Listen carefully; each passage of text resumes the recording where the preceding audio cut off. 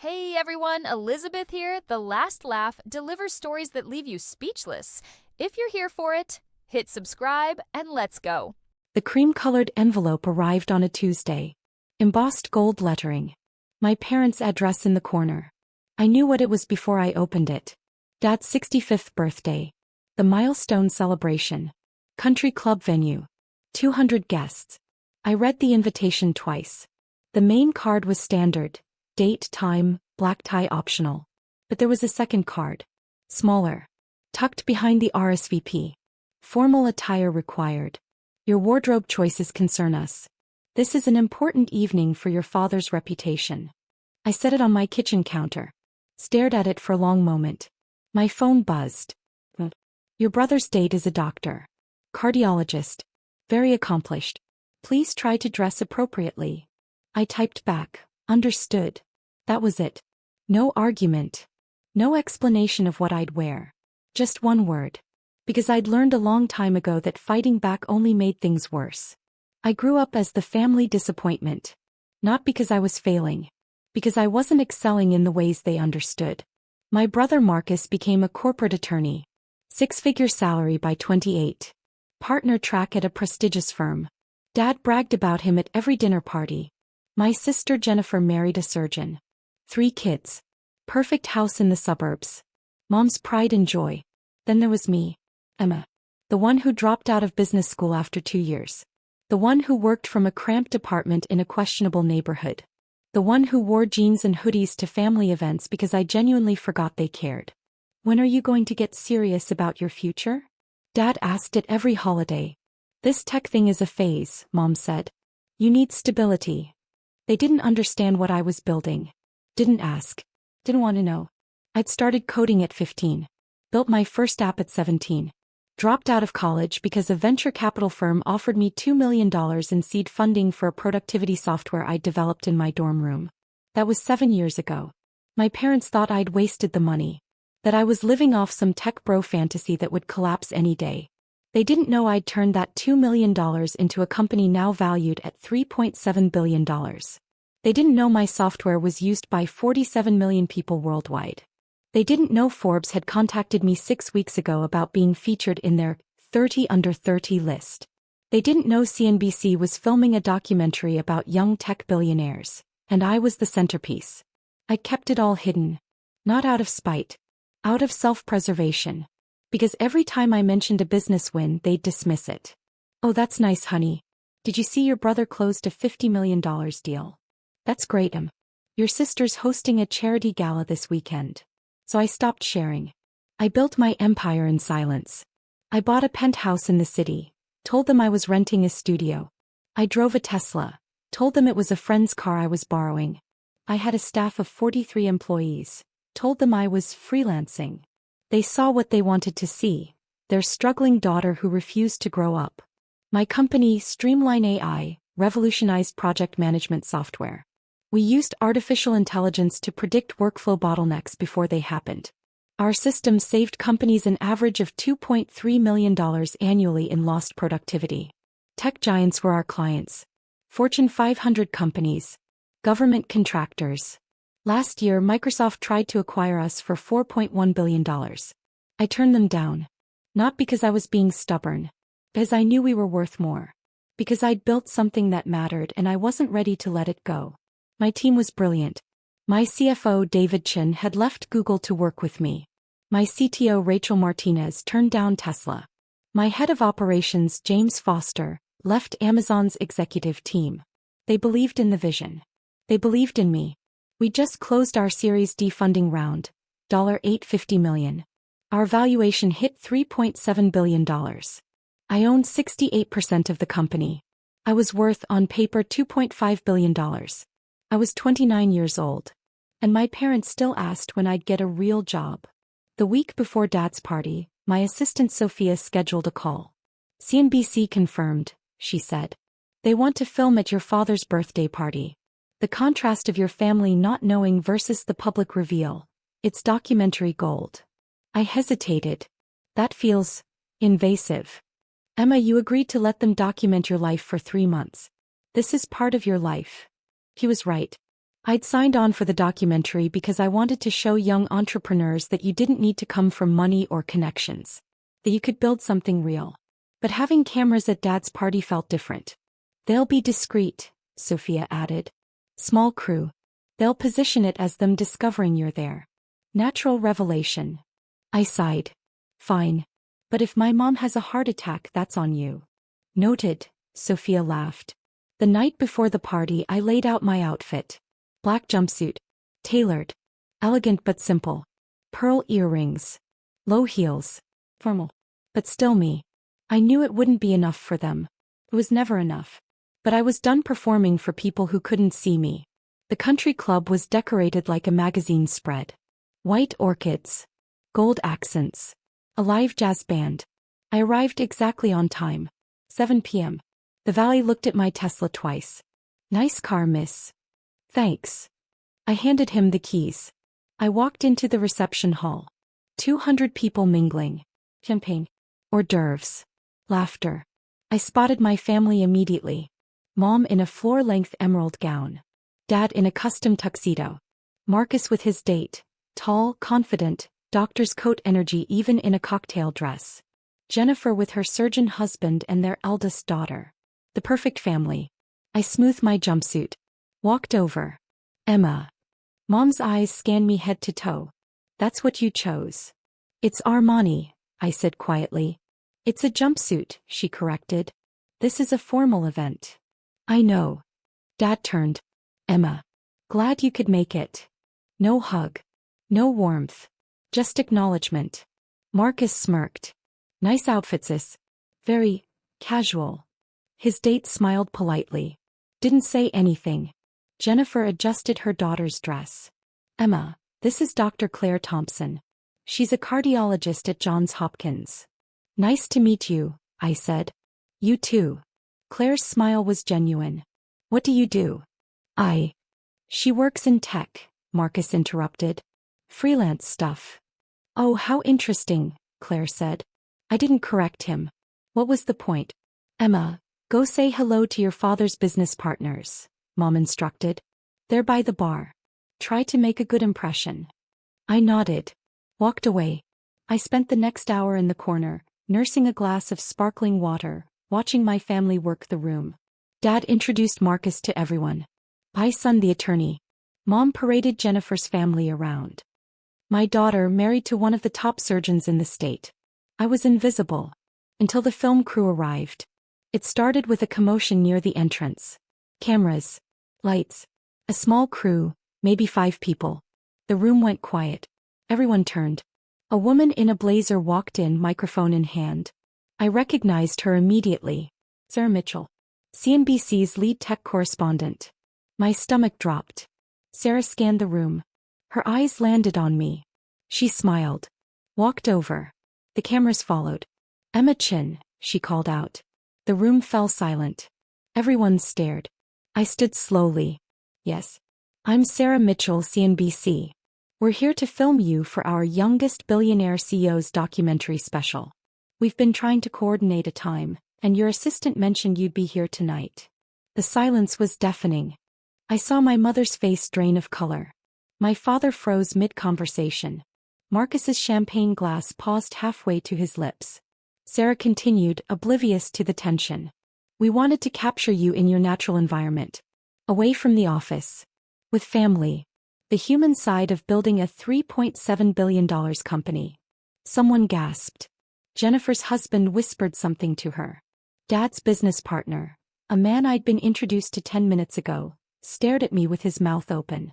I'm sorry, Mom interrupted, walking over. There must be some mistake. This is my daughter Emma. She's a freelancer. Sarah laughed politely. Mrs. Chin, your daughter is the founder and CEO of Streamline AI. Her company just closed an $850 million funding round. She's one of the youngest self-made billionaires in tech. We've been following her story for 3 months. Mom's hand went to her chest. Dad walked over. What is she talking about, Emma? I looked at him. Mom. At Marcus, whose face had gone pale. It's true, I said quietly. I founded Streamline AI 7 years ago. We have 47 million users. We're valued at $3.7 billion. That's impossible, Marcus said. You dropped out of college. You work from your apartment. I work from my penthouse, I corrected. And I dropped out because a VC firm offered me $2 million in seed funding. The room erupted in whispers. Sarah gestured to her cameraman. This is perfect. Can we get a shot of Emma with her family? The reveal moment is documentary gold. No, Dad said sharply. Turn those cameras off. Sarah looked confused. Mr. Chin, we have Emma's permission. This is a public event. I don't care. This is my birthday party. You're leaving. Dad, I said quietly. They're here for me. Not you. His face went red. What did you just say? I said they're here for me. I'm being featured in a CNBC special. This is part of my life. I agreed to let them document it. You agreed. Mom's voice was shrill. You didn't think to tell us? To warn us? I texted you last week, I said. I told you CNBC might show up. You said maybe. Mom shouted. You said it was tentative. I didn't want to make a big deal out of it. Marcus stepped forward. So let me get this straight. You've been lying to us for 7 years? Pretending to be some broke freelancer while you're actually a billionaire. I wasn't lying, I said evenly. You never asked. You never wanted to know what I was actually doing. You just assumed I was failing. Because you dropped out. Dad yelled. You threw away your education. To build something that's now worth more than every business deal you've ever made combined, I said. The room went completely silent. Dad's business partner coughed. Robert, is this true? Your daughter runs Streamline AI. Dad didn't answer. The man continued. We use their software. It's incredible. Saved us $4 million last year. Another guest chimed in. Wait, you're Emma Chin? We tried to poach your CTO last month. She said she'd never leave. A woman near the bar pulled out her phone. Oh my God. You're on the Forbes 30 Under 30 list. It was published this morning. She held up her phone. My face stared back from the screen. Forbes Future of Business. Emma Chin, 29, revolutionizes productivity software. Jennifer grabbed the phone. Stared at it. Looked at me. This is real. Yes, I said. Sarah stepped forward again. Mr. and Mrs. Chin, I understand this is a shock. But your daughter is one of the most impressive entrepreneurs of her generation. She's turned down acquisition offers from Microsoft, Apple, and Amazon. She employs over 200 people. She's... Stop, Mom said. Her voice cracked. Just stop. She looked at me. Really looked at me. Why didn't you tell us? I took a breath. Because every time I tried, you dismissed it. Every time I mentioned a win, you compared me to Marcus or Jennifer. Every time I showed up in jeans, you acted embarrassed. So I stopped sharing. I stopped trying to make you proud. I just built my company in silence. That's not fair, Dad said. Isn't it? I asked. You invited me tonight with a note about my wardrobe. Mom texted me about Marcus's doctor girlfriend. You introduced everyone to your successful children, except me. Because in your eyes, I'm still the dropout who threw her life away. Marcus opened his mouth. Closed it. Claire, his date, touched his arm. She's right, Marcus. You introduced her as a freelancer. Like you were embarrassed. I wasn't. You were, I said. You've all been embarrassed of me for 7 years. Even though I've been building something extraordinary. Even though I've been succeeding beyond anything this family has ever achieved. Dad's face went from red to pale. Emma. I'm not finished, I said. My voice was calm. Steady. I didn't come here to embarrass you. I came because you're my father. Because despite everything, I wanted to celebrate your birthday. But you made it clear, again, that I don't fit. That I'm not good enough. That my clothes, my career, my choices are all wrong. I turned to Sarah. You can film. I'm done hiding. Sarah nodded to her cameraman. The rest of the party was surreal. Guests who'd ignored me all night suddenly wanted to talk. Dad's business partners asked about partnerships. Mom's friends wanted selfies. Marcus stood in the corner, silent. Jennifer approached me carefully. I had no idea. I know. Why didn't you tell me? We're sisters. When was the last time you asked about my life? I asked gently. Really asked. She didn't answer. The CNBC crew filmed everything. Sarah interviewed several guests. Did you know Emma was a billionaire? No, we had no idea. What was your impression of her before tonight? Awkward silence. Uncomfortable glances. One of Dad's colleagues was honest. We thought she was the family disappointment. The one who didn't make it. Sarah turned to Dad. Mr. Chen, how do you feel learning your daughter is one of the youngest billionaire CEOs in the country? Dad's jaw tightened.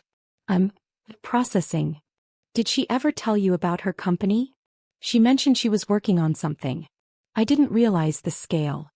Why not? Dad looked at me. I didn't ask.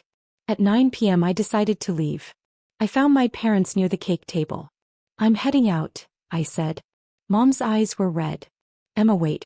We need to talk. Not tonight, I said. Tonight was supposed to be about Dad. I don't want to ruin it more than I already have. You didn't ruin anything, Dad said quietly. I did. I looked at him. He continued, I spent 7 years thinking you'd failed. I was ashamed. I didn't want to hear about your work because I thought it was going nowhere. I thought I was protecting myself from disappointment. But I never failed, I said. I was succeeding. You just never looked. I know. His voice broke. I'm sorry. Mom wiped her eyes. We're both sorry. We thought we were helping. Pushing you toward stability. Toward something we understood.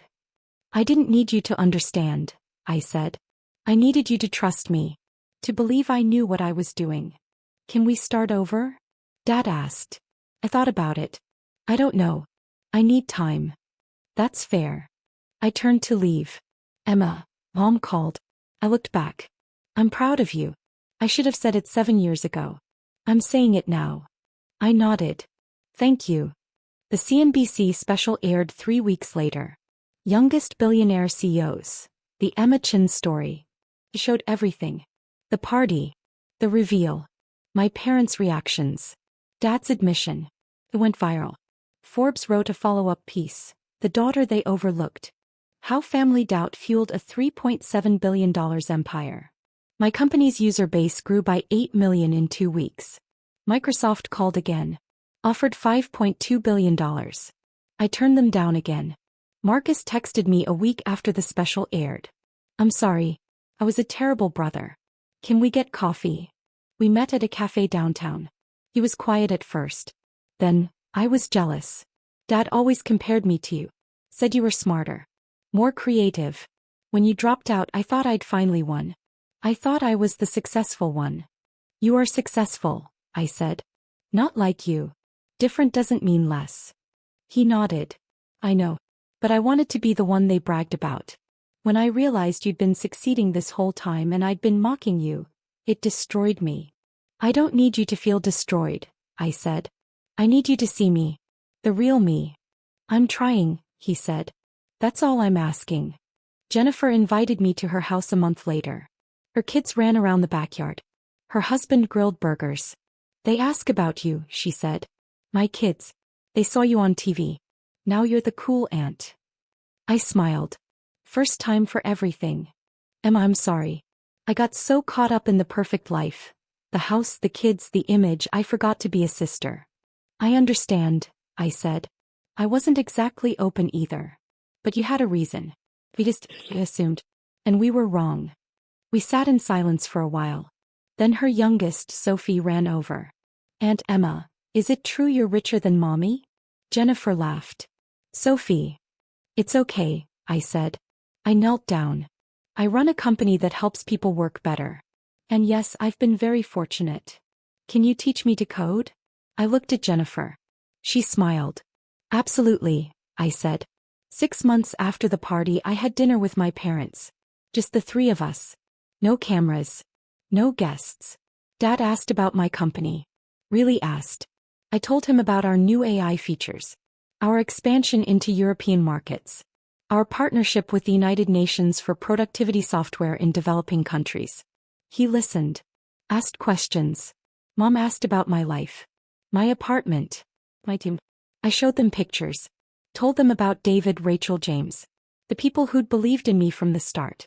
They sound wonderful, Mom said. They are. They're my chosen family. She flinched at that, but nodded. I understand. At the end of dinner, Dad handed me an envelope. What's this? Open it. Inside was a check. For $2 million. I looked up confused. It's the amount you started with, Dad said. The seed funding. I want to invest. I should have invested 7 years ago. Dad, I don't need your money. I know. But I need to do this. Please. I looked at Mom. She nodded. Hey, I said. But you're investing as my father. Not as a business partner. And you don't get to tell me how to run my company. Deal, Dad said. We shook hands. A year later, my company hit a $6.4 billion valuation. Dad's investment was now worth $8.7 million. He donated it all to a scholarship fund for students pursuing non-traditional careers. Emma Chin's Scholarship for Unconventional Entrepreneurs. He didn't tell me until the press release went out. I called him. Dad, you didn't have to do that. Yes, I did, he said. I spent 7 years not believing in you. Now I'm spending the rest of my life making sure other kids don't face that. I cried. Actually cried. Thank you, I whispered. No, Dad said. Thank you. For proving me wrong. For being exactly who you were meant to be.